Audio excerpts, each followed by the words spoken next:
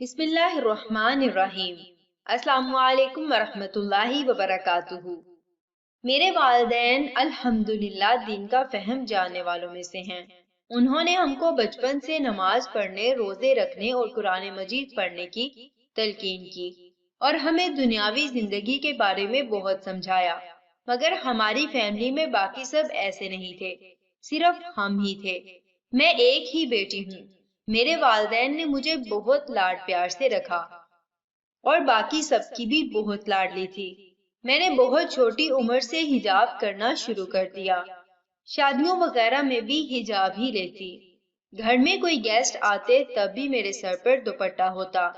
مجھے میرے family members مذاق مذاق میں حاجن بی بی بولنا شروع ہو گئے۔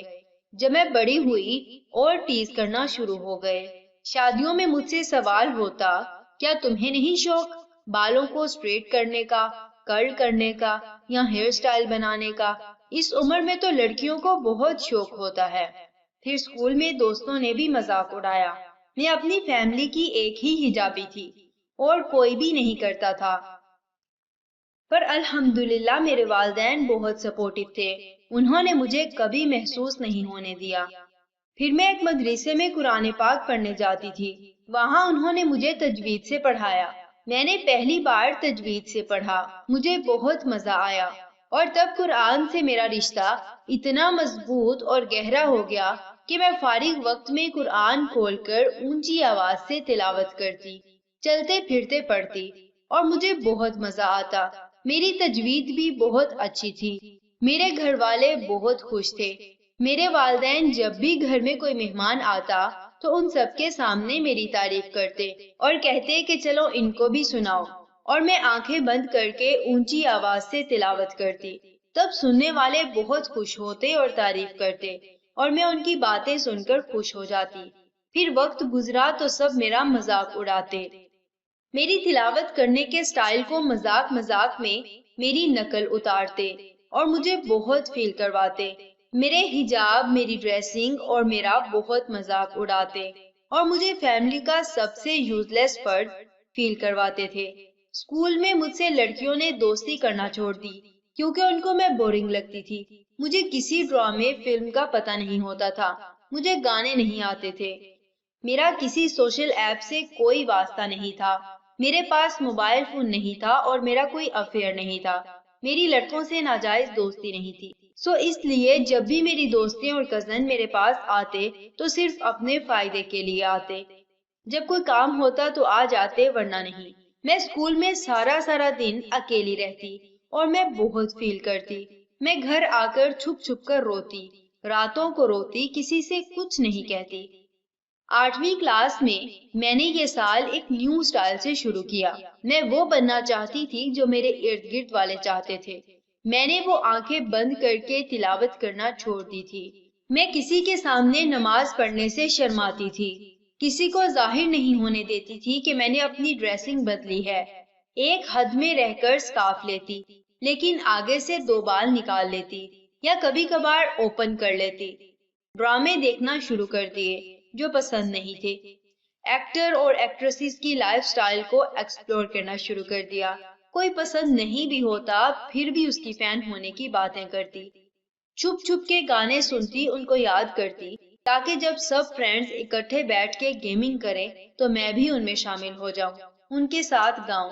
لڑکیاں جب ساتھ بیٹھ کر گوسپ کرتی میں بھی ان میں بیٹھ کر ان کے ساتھ انجوائے کرتی۔ پھر کیا ہوا؟ سب میرے دوست بن گئے، وہ تمام مجھ سے محبت کرنے لگے۔ فیملی والے تو اور ایڈوائسز دینا شروع ہو گئے کہ ایسا بھی کر لو، ایسے بھی ہوتا ہے، آج کل ایسے ہو رہا ہے، یہ زیادہ صحیح ہوگا، اور میرا دل مچلتا۔ مگر میرے والدین they hold my hands tightly۔ انہوں نے ان دروازوں کو زور سے بند کیا ہوا تھا تاکہ کچھ غلط کبھی میری زندگی میں نہ آئے۔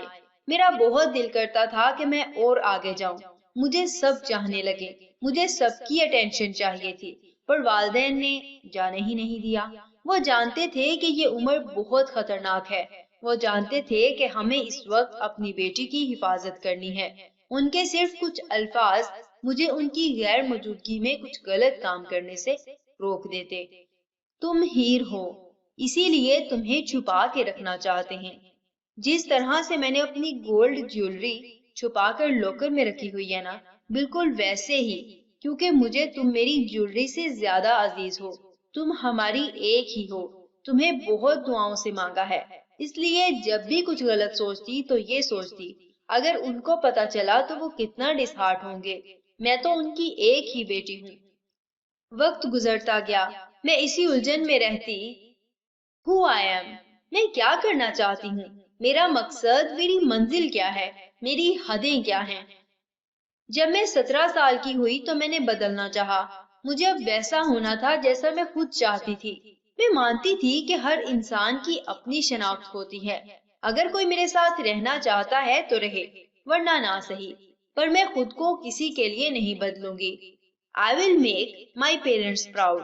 मैंने दोबारा अल्लाह से जुड़ना शुरू किया। मैं रोती थी सारा दिन सारी रात, इरिटेट रहती, अकेले रहने को दिल करता, सोचती कि मैं कितना भटक गई।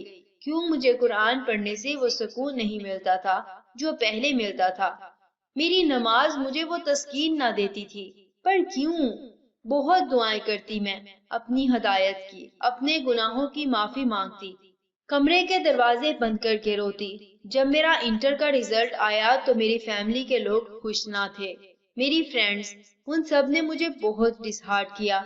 जिस वक्त मुझे उनकी जरूरत थी तब उन्होंने मेरा साथ ना दिया। आई जस्ट फेड अप कि जिनके लिए मैंने खुद को इतना बदला कि अपने रब को छोड़ दिया, उन लोगों ने सिर्फ चंद मार्क्स के लिए मेरी इंसल्ट करना शुरू कर दी, मुझे डिग्रेड कर दिया। वाई? मैं अल्लाह ताला के सामने रो रो कर माफी मांगती कि मुझसे गलती हो गई। इस दुनिया की इग्नोरेंस ने मुझे बहका दिया यार। अब पर मैं अब फिर वही सुकून चाहती हूँ जो पहले था। आई हैव नो फ्रेंड्स, पर फिर भी सुकून था। मेरी कोई तारीफ नहीं करता था, पर आई एम सेटिस्फाइड। सिर्फ कुछ लफ्जों, कुछ वक्त के लिए मैं आपको भूल गई, but I get reward for this. अल्लाह लतीफ है, वो अपने बंदों को बहुत गहराई से देखता है। वो अपने बंदों के शहरक से भी ज्यादा करीब है।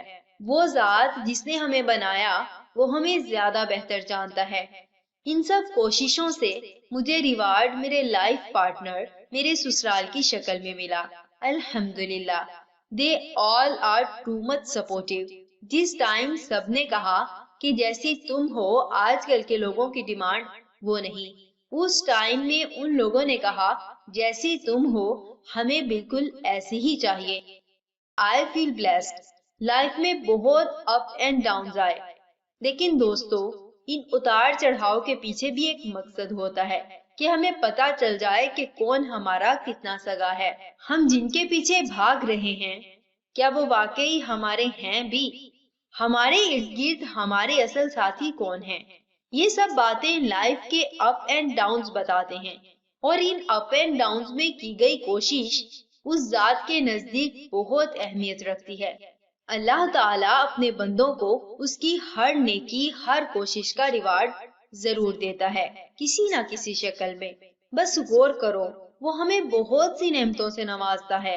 हम ही ऐसे हैं जो गौर नहीं करते, जो उस रहमान की रहमानियत को नहीं पहचान पाते। मैं भी बहुत बार भटक जाती हूँ, मैं अभी भी बहुत कुछ गलत कर जाती हूँ, पर मैं माफी मांगती हूँ। बहुत रहमान है वो, माफ कर देता है। अल्लाह ताला हम सबको अपनी राह में साबित कदम रखे और हमें अपने महबूब लोगों में शामिल करे। आमीन सुमा आमीन। वमा अलैना इल्लल बलागुल मुबीन। जज़ाकुमुल्लाहु खैर व अहसनुल जज़ा। अस्सलामु अलैकुम व रहमतुल्लाहि व बरकातुहू।